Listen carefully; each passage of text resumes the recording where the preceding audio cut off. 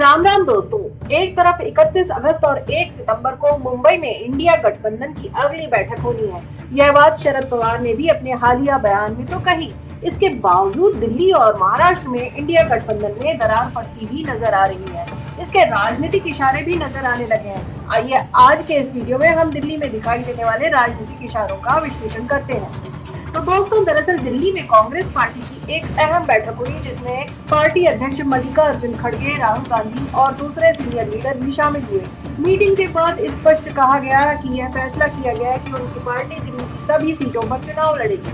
कांग्रेस का यह फैसला इंडिया की एकजुटता पर सवाल खड़े करता है।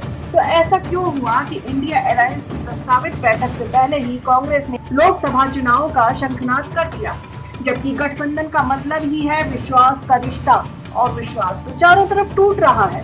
कल नीतीश कुमार पहुंच गए दिल्ली। प्रोटोकॉल के हिसाब से उनको सबसे पहले राहुल गांधी या मल्लिकार्जुन खड़गे से मिलना चाहिए था, लेकिन वह इन दोनों से न मिलकर अटल बिहारी वाजपेयी जी की समाधि पर श्रद्धांजलि अर्पित करने चले गए। साफ संकेत है कि वह मोदी जी को संकेत दे रहे हैं। यही तो है राजनीति करने का पुराना तरीका। कांग्रेस में भी राहुल गांधी के नजदीकी लोग बताते हैं कि वह यूपी चुनाव के दौरान जब लोगों से बातचीत किया करते थे कि यूपी में किसको टिकट देना है, किसको नहीं देना है, तो बातचीत के दौरान आने वाली चाय से यह संकेत मिलता था। वो कैसे? वो ऐसे कि बातचीत करते हुए जिसकी चाय में राहुल गांधी चीनी मिलाते थे उनको टिकट दिया जाता था। तो यह राहुल गांधी का अपने कार्यकर्ताओं को सिग्नल देने का तरीका था। और जब राहुल गांधी सिग्नल राजनीति कर सकते हैं तो नीतीश कुमार तो घाघ आदमी है, वह चले गए अटल बिहारी वाजपेयी के पास। भाई, भारतीय जनता पार्टी से आपको चुनावी मैदान में दो दो हाथ करना है, उसको समूल नष्ट करना है, तो उसके लिए आरएसएस के पूर्णकालिक के समाधि पर जाओगे आप? नहीं ना। लेकिन वो गए और बीजेपी के साथ मोदी जी को सिग्नल दे दिया कि अब हम आपसे मिलना चाह रहे हैं। अच्छा, अब बात यहीं तक सीमित रहती तो ठीक था। वे समाधि से निकलने के बाद फिर भी चले गए होते राहुल गांधी के पास मिलने के लिए। भाई, उनसे मिलने के लिए तो उनके पास कई बहाने थे, लेकिन वे नहीं गए, बल्कि वे चले गए दिल्ली के आगे मालिक केजरीवाल जी के पास।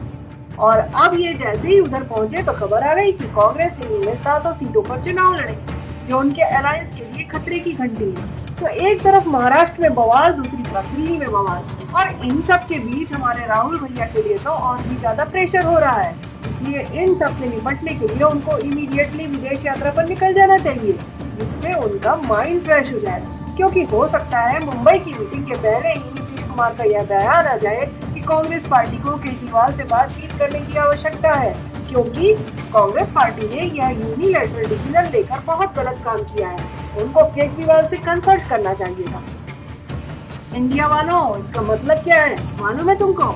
इसका मतलब है मुंबई मीटिंग के बाद केजरीवाल, शरद पवार, ममता बनर्जी और नीतीश कुमार कांग्रेस से अलग होकर एक और गठबंधन बनाएंगे।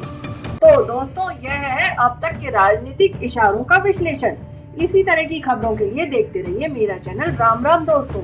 वीडियो के अंत तक बने रहने के लिए आपका बहुत बहुत धन्यवाद। वीडियो को सब्सक्राइब करना, शेयर करना मत भूलिएगा। आपके इस सहयोग के लिए मैं आपकी तहे दिल से आभारी रहूंगी।